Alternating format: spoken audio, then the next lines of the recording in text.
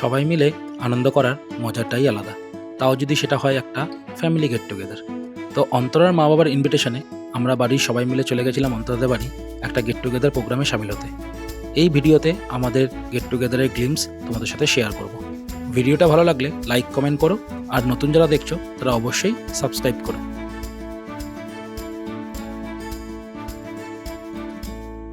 Hello everyone, আমি অন্তরা। আমি Anirban. Welcome to our YouTube channel the boundless pair. তো ব্যাপারটা হচ্ছে যে আমাদের বিয়ের তো অলমোস্ট 2 বছর হয়ে গেছে, সেটা তোমরা কম বেশি সবাই জানো।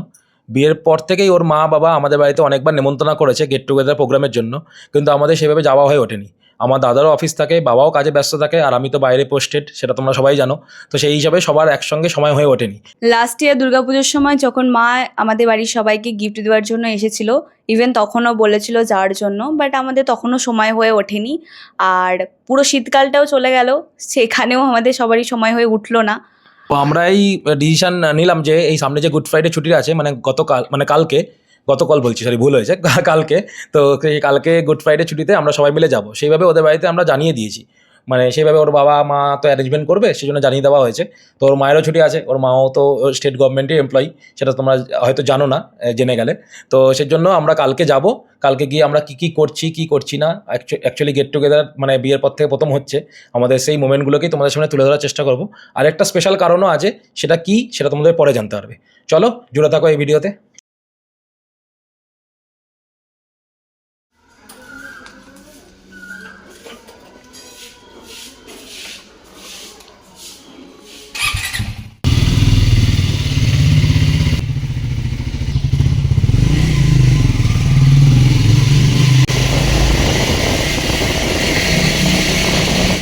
তো ফাইনালি আমরা বেরিয়ে পড়েছিলাম অন্তরাদের বাড়ি যাওয়ার উদ্দেশ্যে। লাস্ট নাইটই ঠিক হয়ে গেছিলো, আমি আর অন্তরা যাব বাইকে, আর আমার মা বাবা দাদা বৌদি ভাইপো এরা যাবে ট্রেনে। তো ওদের ট্রেন ঠিক 8:10-15 দিকে ছিল, তো ওরা টাইম মতনই বেরিয়ে গেছিলো। আমরা একটু লেট করে বেরিয়েছিলাম, কারণ আমরা বাইক নিয়ে যাবো, তাড়াতাড়ি পৌঁছে যাবো আশা করি।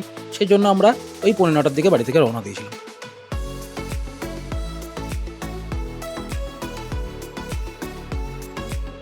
তো দেখতে দেখতে আমরা জৌনপুর মোড় পৌঁছে গেছিলাম। ইচ্ছে ছিল নতুন যে কল্যাণী এক্সপ্রেসওয়েটা চালু হয়েছে জৌনপুর মোড় থেকে বড়জগলি অবধি, সেখান দিয়ে যাবার। সেখান দিয়ে গিয়ে আমরা NH-12 উঠব।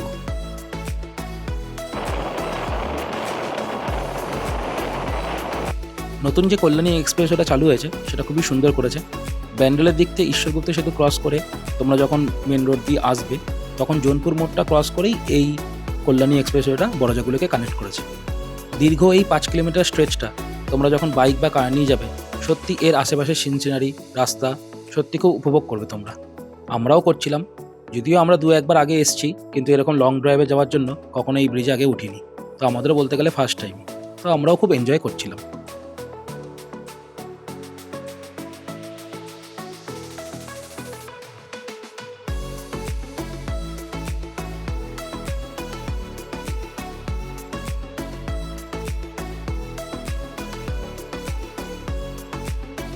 তো ব্রিজের স্টেজটা কমপ্লিট করে আমরা ফাইনালি নেমে পড়েছিলাম ব্রিজ থেকে। মোহনপুর বলে একটা জায়গা আছে, ব্রিজটা ওখানে এন্ড হচ্ছে। মোহনপুর থেকে বড়জগলি 3 থেকে 4 কিলোমিটার হবে। কল্যাণী, হালিশহর, কাঁসাপাড়া আশেপাশে থেকে তোমরা যারা ভিডিওটা দেখছো, একবার বলবো বাইক নিয়ে এই ব্রিজটাতে রাইড করো, দেখবে ভালো লাগবে তোমাদের। তারপরে আমরা ফাইনালি উঠে পড়েছিলাম NH-12-এ। সকাল সকাল হওয়ার জন্য গাড়ির বেশি চাপ ছিল না NH-12-এ। তো আমরা একটা সুন্দর রাইড এনজয় করছিলাম।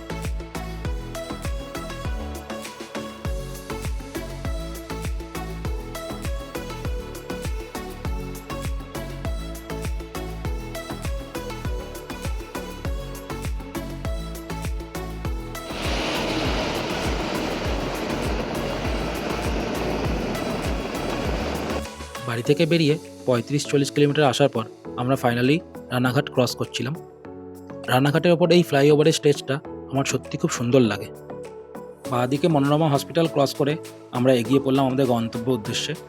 এখনও যে আমাদের 65 থেকে 70 কিলোমিটার যেতে হবে।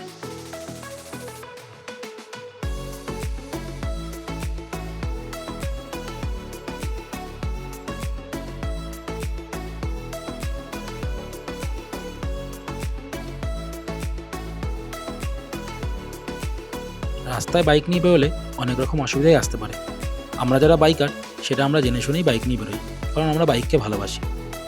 কিন্তু সব অসুবিধা একদিকে, আর এই যে সামনে অসুবিধাটা আসছে সেটা আরেক দিকে, ব্যারিকেড। আদার্স কোনো স্টেটে ন্যাশনাল হাইওয়ে বলো বা এক্সপ্রেসওয়ে বলো এত ব্যারিকেড থাকে না, আমাদের ওয়েস্ট বেঙ্গলেই যত ব্যারিকেড সিস্টেম। নতুন যে সরকার গঠন হয়েছে সেই সরকারের কাছে আমার একটাই অনুরোধ এই ভিডিওর মাধ্যমে, এই ব্যারিকেড ব্যবস্থাটাকে তুলে দেওয়া হোক।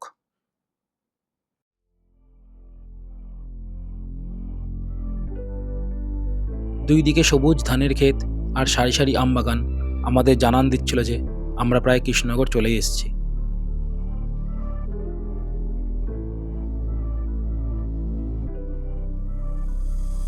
আমের মুকুলের সুন্দর মিষ্টি গন্ধ আমাদের প্রায় বলেই দিচ্ছিল আমের সিজন তো চলেই এলো।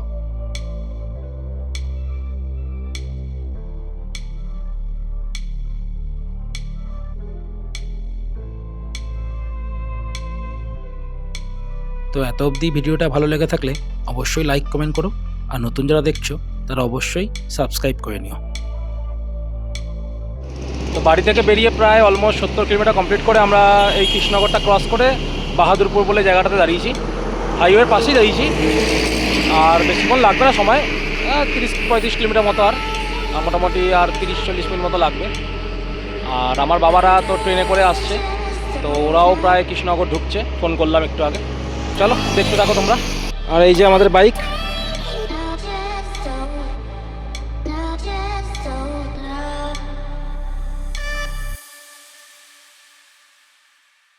দেবগ্রামে পৌঁছে গেছি, আর এখন আমার জেম্মার যে বাপের বাড়ি রয়েছে ওখানটাতে নতুন বাইকটা রাখা হয়েছে। আর এখন আমার জেম্মারাও এসছে, তো জেম্মা চলে গেছে, আর এই যে দাদা আমাদের সাথে যাচ্ছে। তো ঠিক আছে, চলো আর সারাদিন কী কী করি না করি সমস্ত কিছু দেখাতে থাকবো। তো ফাইনালি ওদের বাড়িতে পৌঁছেই গেলাম। ওর জেঠির বাড়ি থেকে বেশি দূর না, খুব বেশি হলে 5 মিনিট হবে। তো আমরা পৌঁছানোর 15 মিনিট পরেই আমার মা, বাবা, দাদা, বৌদি, ভাইপো ওরা সবাই চলে এসেছিল। কাকা দিদা তোমাকে দেখাবো। আপনারা তো ডাইরেক্ট ওই দিক দিয়ে এসে ওই বাদিকে লেনটা দিয়ে ঘুরে যাচ্ছে। কি করছিস? এই যে আমার মায়ের এমার্জেন্সি ভোটের ট্রেনিং পড়ার জন্য মাকে একটু অফিস যেতে হয়েছিল, বাট মা দুপুরের মধ্যে ব্যাক করে গেছিলো। মা সমস্ত রান্নায় সকালবেলা করে গেছিলো। প্রথমে ছিল ভেজ ডাল, তারপরে ভাজা ছিল 3 রকমের, তারপরে ছিল মোচার ঘন্ট, তারপরে দই কাতলা, তারপরে ছিল সোসটাপার মাটন, আর তারপর চাটনি পাঁপড় মিষ্টি সেগুলো তো ছিলই। আন কি করছে দেখি, আন দেখি।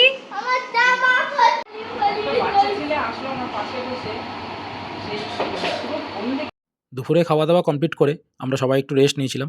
তারপরে বিকেলে চলে গেছিলাম দেবগ্রাম মার্কেটটা একটু ঘুরে দেখার জন্য, আর সাথে ফুচকা খাবো বলে। কিন্তু কোনো ফুচকার দোকান বসেনি বলে আমরা চলে গেছিলাম অন্তরার জেঠির বাপের বাড়িতে। সেখানে দিদা আছে, তো ভাবলাম দিদার সঙ্গে একটু দেখা করে আসি। দুপুরে ডিনার করে আমরা সবাই প্রায় ঘুমিয়ে পড়েছিলাম, একটু রেস্ট নিচ্ছিলাম আর কি, গরম যা পড়েছে আজকে। তারপরে আমার বাবা মা চলে গেছিলো, ওদের 7টার সময় ট্রেন ছিল, কিন্তু দাদা বৌদি ভাইপোরা রয়ে গেছে। ওদের কালকে একটু হাজারদুয়ারি যাওয়ার প্ল্যান আছে, ওরা এখান থেকে স্টে করে কালকে ঘুরে একবারে বাড়ি ফিরবে। আর আমরা একটু থেকে যাব, কারণ আমাদের একটু কাজ আছে, সেটা তোমরা পরে দেখতে পারবে। আমরা একবারে সানডে ফিরবো। তো তারপরে আমরা বেরিয়ে পড়েছিলাম সন্ধ্যেবেলার দিকে, একটুখানি ভাবলাম যে একটু ঘুরে আসি, একটুখানি দেবগ্রাম মার্কেটটা, প্লাস একটু ফুচকাও খেয়ে আসি, কিন্তু কোনো ফুচকার দোকান খোলা ছিল না। তো আমরা চলে গেছিলাম আমার যে জেঠি শাশুড়ি আছে তার বাপের বাড়িতে একটু ঘুরতে।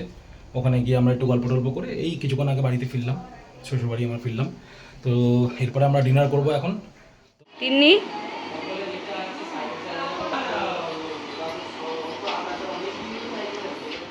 তো ডিনার কমপ্লিট করে এই জাস্ট এলাম। আসলে ডিনার করার পরে একটু লুডো খেলা হচ্ছিল। আমরা যখন আসি এখানে তখন একটু লুডো খেলি, শ্বশুর শাশুড়ি শালি সবাই মিলে। ও খেলে না, স্পেশালি আমি খেলি। তো যাই হোক, আর ও তো প্রায় ঘুমিয়ে পড়েছে দেখো। তো আমরা যে উদ্দেশ্যটার জন্য এসেছিলাম সেটার প্রথম ধাপটা সফল হয়েছে। আসলে বিয়ের পর মা বাবা দাদা বৌদি কখনো আসেনি, মানে বলতে গেলে একটা ফ্যামিলি গেট টুগেদার আমাদের হয়নি। তো সেটার জন্যই আসা মেনলি। আরেকটা উদ্দেশ্য আছে, সেই উদ্দেশ্যটা কি সেটা তোমরা দেখতে পারবে। এই ভিডিওটাই আমরা কন্টিনিউ করব, সেটার সেকেন্ড পার্টটাই তোমরা আশা করি দেখতে পারবে, সেটা যে সেকেন্ড উদ্দেশ্যটা কী। তো যাই হোক, আপাতত গুড নাইট, দেখা হবে নেক্সট ব্লগে। Till then, by.